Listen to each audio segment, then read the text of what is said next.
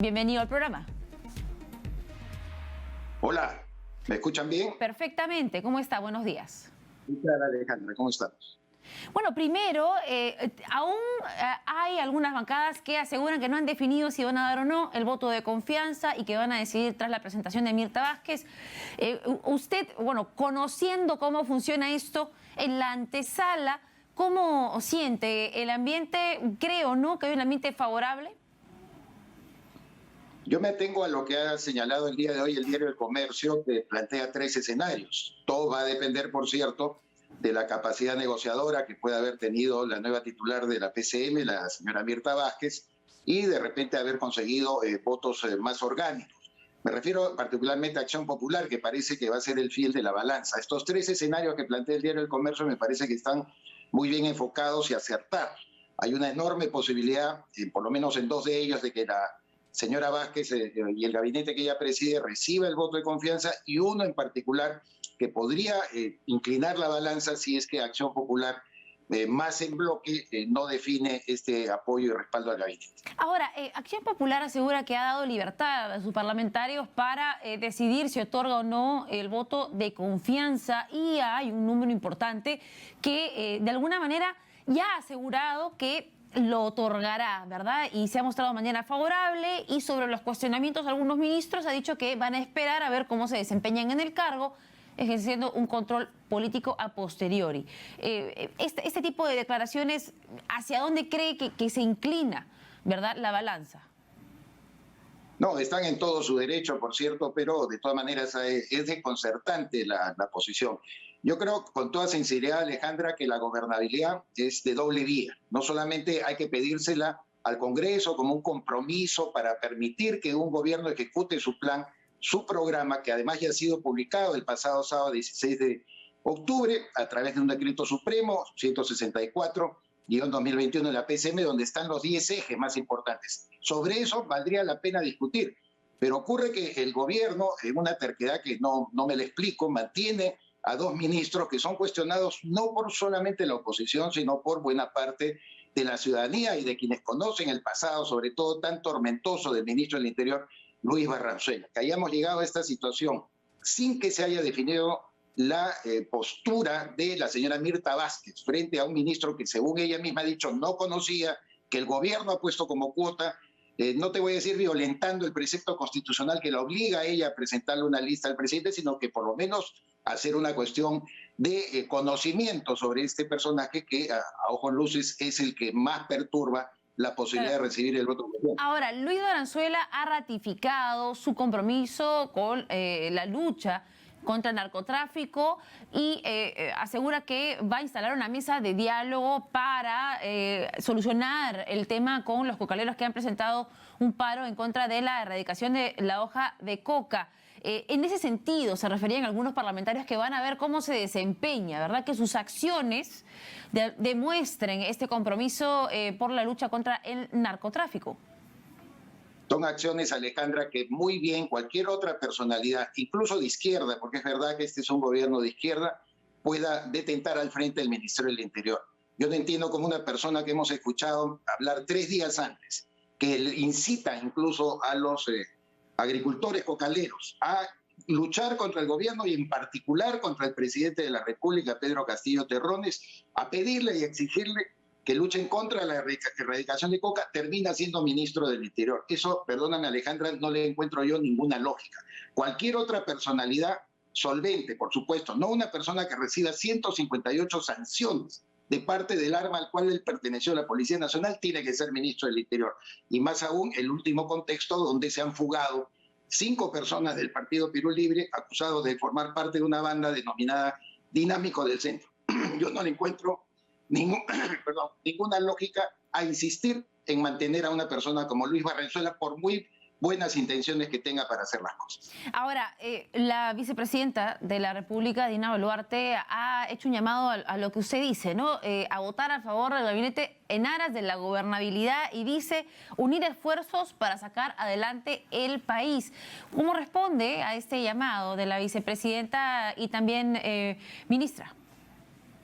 En un contexto tan crispado y evidentemente tan enconado que vive el Perú, y para no ponernos a portas de una infausta y, por supuesto, indeseable guerra civil. Yo por eso digo, la gobernabilidad va de doble vía. Claro que no se puede tampoco atender las demandas extremas que han abordado, por ejemplo, la ministra Gisela Ortiz u otros personajes del gabinete porque no les gusta, porque manifestaron ciertas cosas que les son desagradables a cierto sector de la oposición. No, acá lo fundamental es que por lo menos tengan a personajes dentro de los despachos ministeriales que no tengan, posean estos antecedentes tan negativos como es el caso, por ejemplo, de Luis Barranzuela. En ese sentido, la gobernabilidad es doble vía. Un gobierno que ofrece un elenco de primera en el gabinete ministerial. Pedro Franque, por ejemplo, es una persona que se ha ido ganando, creo yo, pese a anteriores manifestaciones que ha tenido muy radicales en materia económica, el aprecio o por lo menos la simpatía o la aceptación de sectores que lo ven por lo menos manejándose sensatamente. Yo creo que en el caso de Barranzuela no se puede esperar ni un minuto ni un segundo para que se le pueda otorgar una confianza general a través del gabinete, permaneciendo él al frente de este despacho. Bueno, y habló de un segundo ministro cuestionado por la oposición o cuya presencia de alguna manera dificulta el diálogo.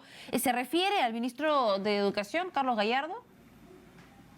Bueno, Carlos Gallardo es una persona que también se ha demostrado a través de su ejercicio magisterial cercanía con Boadez, con ARE, por lo tanto tiene ese cuestionamiento.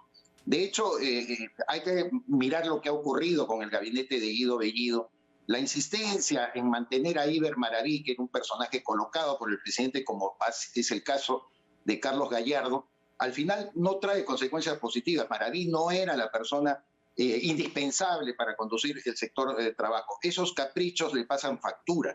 Yo creo que Carlos Gallardo es el segundo ministro, no sé si en estas circunstancias. Para mí Luis Barranzuela es lo más importante. Definir la situación de Barranzuela, que tiene un cargo tan delicado como titular del Interior, repito, es lo fundamental. Y lo de Gallardo probablemente pueda verse más adelante. Ahora, varios analistas han asegurado pues que este gabinete llega en una mejor situación que el anterior. El gabinete que presentó Guido Bellido tenía mayores cuestionamientos, mayores figuras, mayor número de figuras, ¿verdad?, que eran criticadas por la oposición por sus antecedentes, y ese gabinete recibió 73 votos a favor.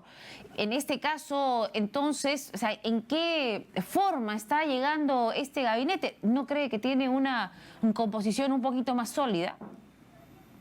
No va por la composición. Yo incluso valoro mucho la capacidad de diálogo, las iniciativas tomadas por Mirta Vázquez, que es un personaje, repito, que por más que pueda un sector de la oposición encontrarle muchas observaciones a su conducta como profesional, prepolítica o política, igual sabemos que ha conducido el Congreso de la República en una etapa tan difícil luego de la caída de Vizcarra y de Manuel Merino, y lo hizo con cierta muñeca política, con cierta habilidad.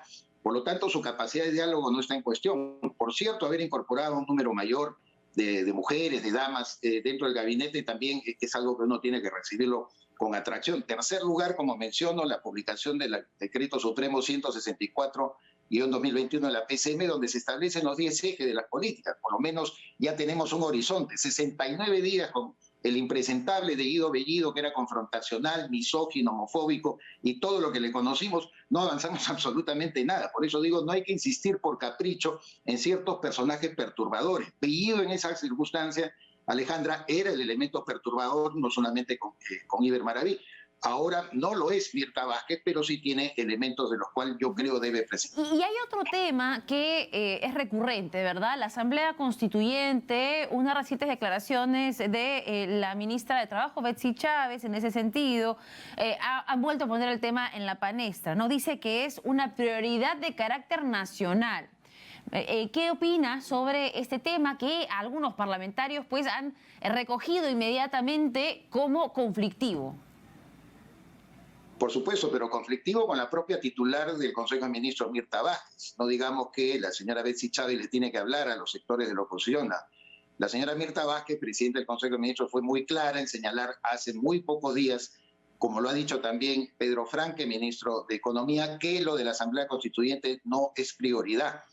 ¿A qué viene la imprudencia de la ministra de Trabajo, Betsy Chávez, de introducir este tema y al parecer como haciendo una cuestión de Estado, de que ellos no van a abandonar la idea? Por cierto, es un elemento perturbador. No digo que para también negarle el voto de confianza, no me parece que la opinión deba ser sancionada, pero básicamente perturba y confunde, por supuesto, para saber a qué terreno estamos caminando y hacia dónde estamos marchando con este gobierno. Bueno, la postura del gobierno es que habría que esperar un momento constituyente, ¿verdad? Una situación en la que el pueblo pida un cambio de constitución y que haya un consenso sobre la necesidad de modificar la Carta.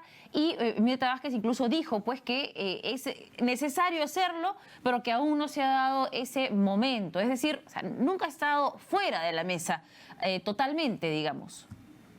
El momento constituyente no se da, Alejandra, por un decreto, no se da por una ley, no se da por la voluntad de 130 iluminados, ni tampoco los 18 ministros y el presidente de la República. Siempre se da en una situación de crisis política y siempre ha significado una propuesta de salida a crisis política. Por ejemplo, el término del gobierno militar 1968-1980 lo precedió la Asamblea Constituyente de 1978-79.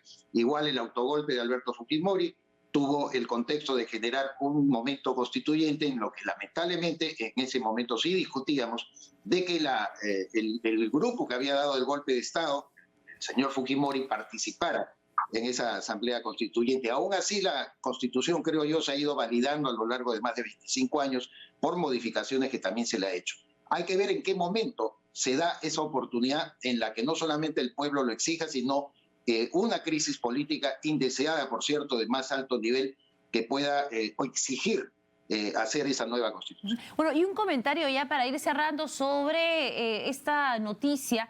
La vicepresidenta de la República ha sido incluida en una investigación por presunto delito de lavado de activos, esto en relación a su actividad dentro de Perú Libre. Ella asegura que esta investigación o esta inclusión no tiene ni pies ni cabeza.